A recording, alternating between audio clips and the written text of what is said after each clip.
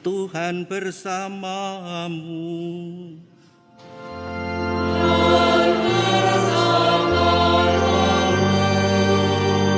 Inilah Injil suci Yesus Kristus menurut Matius.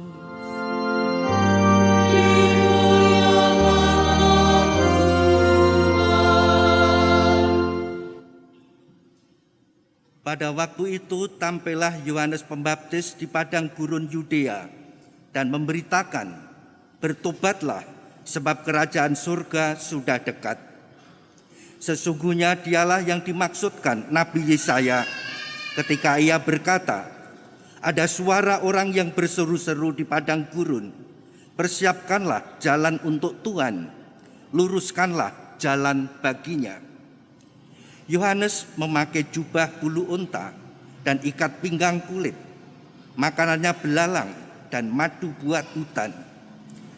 Lalu datanglah kepadanya penduduk dari Yerusalem, dari seluruh Yudea, dari seluruh daerah sekitar Yordan.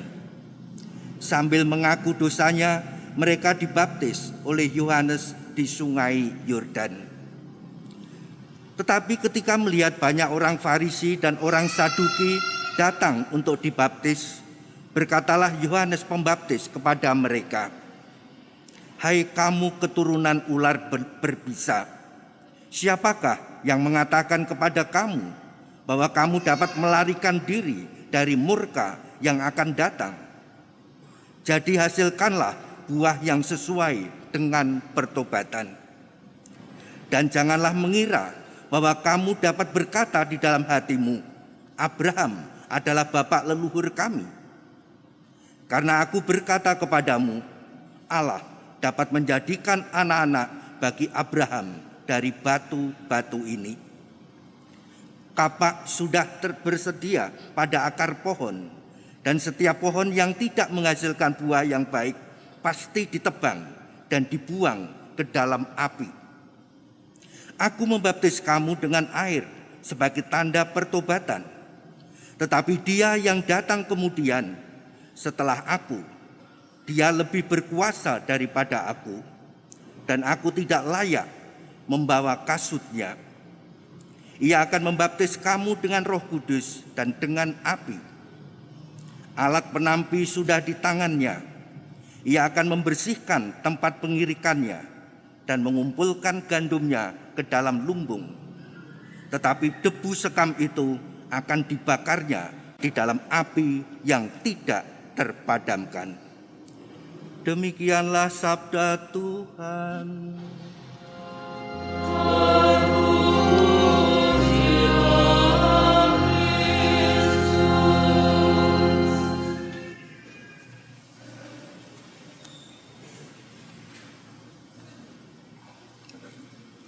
Bapak, Ibu, saudara-saudara, dan adik-adik yang terkasih,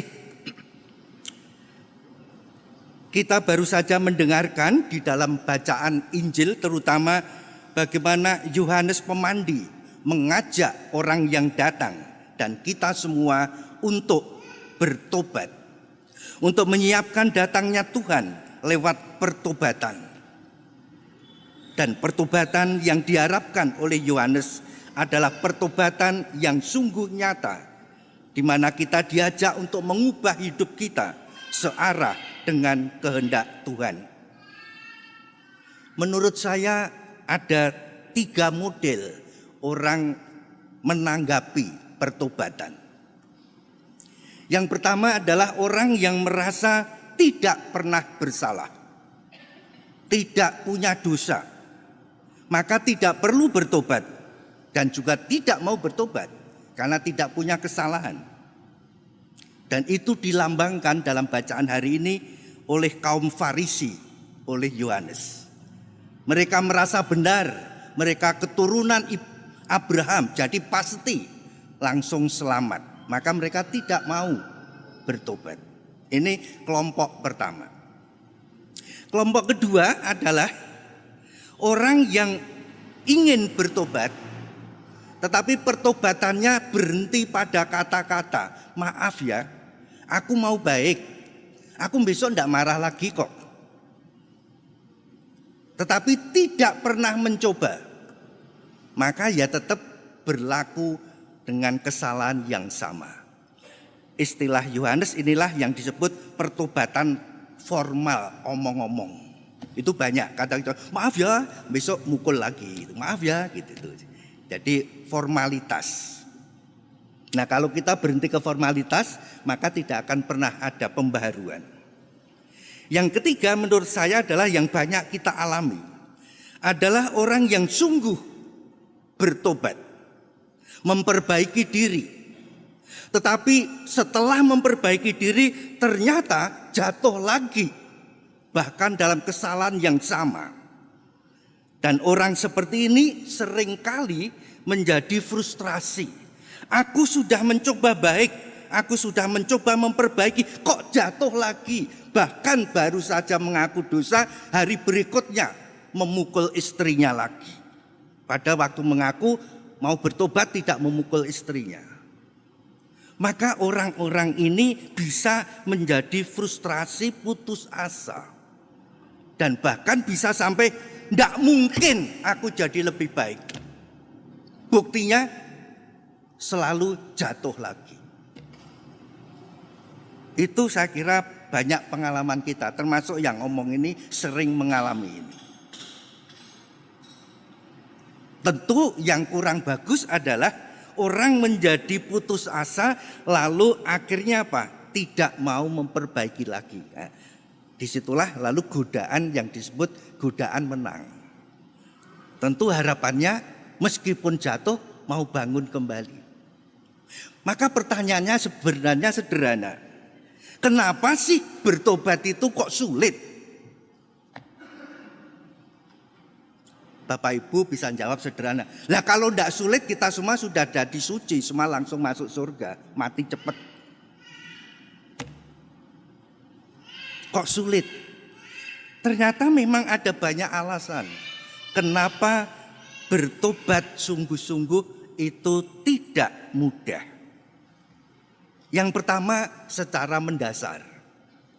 Secara mendasar ternyata kita ini manusia yang lemah. Kita ini bukan Tuhan.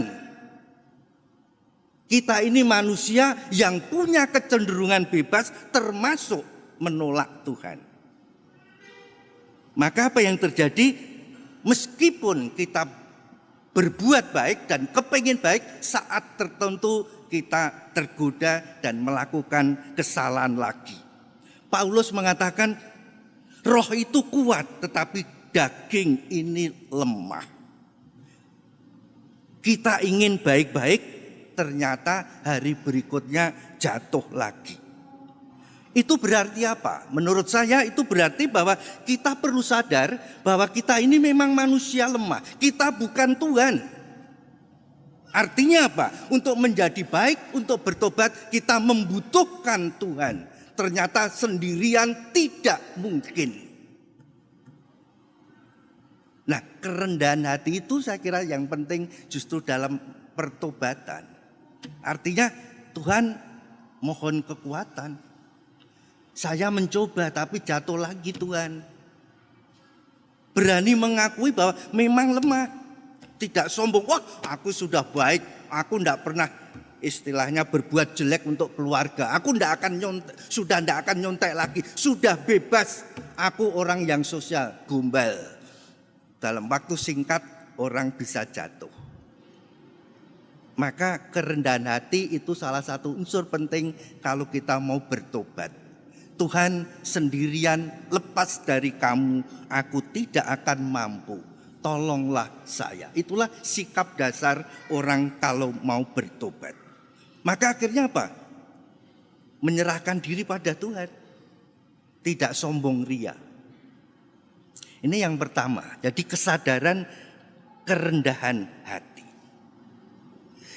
Yang kedua, kiranya kita sering lupa bahwa untuk bertobat menjadi lebih baik, ternyata kita butuh orang lain, butuh situasi yang mendukung, butuh suasana yang membantu.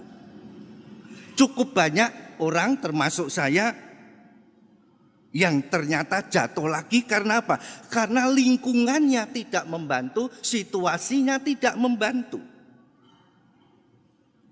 Ada teman saya yang mengatakan, mahasiswa mengatakan, Romo, saya itu sudah tidak mau menjelekkan orang dari agama lain. Semua agama sama, aku mau gitu. Tapi gimana bisa, Romo? Setiap aku kumpul dengan kelompokku selalu jelek-jelekan yang lain. Akhirnya aku ya ikut. Supaya tidak terasing. Jadi orang bisa tidak jadi baik karena memang lingkungannya tidak membantu. Seorang bapak ngomong pada saya gini, Romo, saya ini pokoknya sudah dicap pemarah. Aku tidak mau marah lagi, aku pokoknya tobat. Terus apa yang mau dibuat? Aku pokoknya di rumah apapun yang dibuat istri anakku, aku tidak akan marah. Jadi kalau mau marah, aku diem. Baru 2 hari, istrinya nyindir. Pura-pura. Ya akhirnya apa? Ya jengkel. Akhirnya ya marah. Jadi istrinya tidak membantu untuk mengurangi kemarahan. Anak-anaknya tidak membantu. Akhirnya apa? Ya marah. Padahal dari sononya punya sifat marah. Suasananya tidak membantu. Jangan mengira bahwa kalau saudara kita di keluarga kita jelek itu bukan karena kita. Kadang-kadang karena kita membantu tidak jadi baik. Istrinya tidak membantu. Yang ketiga, orang tidak jadi baik dalam tanda petik bertobat karena seringkali tidak tahu caranya. Dalam bahasa modern, nggak ngerti bahwa ada alternatif lain untuk mengatasi kelemahannya. Seorang mahasiswa cerita pada saya, Romo, saya selalu jatuh di dosa. Dosamu apa sih? Kepelacuran, Romo. Kok bisa? Nggak tahu, aku pokoknya sudah berjanji setelah ngaku dosa nggak akan kepelacuran, Romo. Tapi ternyata minggu depan kepelacuran lagi. Kok bisa sih? Ternyata dia cerita karena memang jalan pulang ke rumahnya dari tempat kerja atau tempat belajar, kalau pulangnya sore-sore, di situ ada tempat pelacuran memang. Dan hatinya kalau lewat tempat itu tergerak untuk apa? Untuk masuk. Bukan tergerak untuk keluar, untuk masuk. Dan setiap kali lewat situ tergerak ya masuk. Maunya tidak, tapi tergerak masuk. Nah, orang ini kalau terus taunya jalan pulang hanya itu terus dan selalu lewat itu, ya jangan heran kalau ternyata dia tidak bisa mengatasi kesalahannya. Akhirnya ya ditanya saja. Apa satu-satunya jalan dari tempatmu bekerja dan tempatmu belajar ke rumah hanya satu-satunya itu? Enggak, Romo. Lalu ada jalan, coba jalan lain dilihat sekarang. Sekarang dengan Google Map kan bisa dilihat alternatif jalan-jalan. Nah sekarang jalan mana yang di pinggirannya nggak ada pelacuran? Jalan ini, nah besok dicoba tidak lewat jalan yang membuat selalu masuk itu. Ya akhirnya saya nggak pelacuran lagi. Kenapa? Memang nggak ada yang mengajak masuk. Artinya tidak ada yang nyedot kalau bahasa orang Jawa. Orang ini ingin baik tapi sering nggak ngerti ada alternatif lain. Banyak orang yang akhirnya ikut korupsi, ikut berbuat kejahatan karena merasa tidak tahu jalan. Karena sudah termasuk dalam lingkungan di mana mereka diajak untuk melakukan kejahatan. Mahasiswa saya pernah saya ceritakan ingin berdamai dengan orang tuanya karena dia membenci orang tuanya. Tapi nggak ngerti gimana ya, karena dia merasa yakin orang tuanya juga pasti benci. Romo, pasti orang tuaku benci juga dengan saya karena aku nggak mau komunikasi lagi.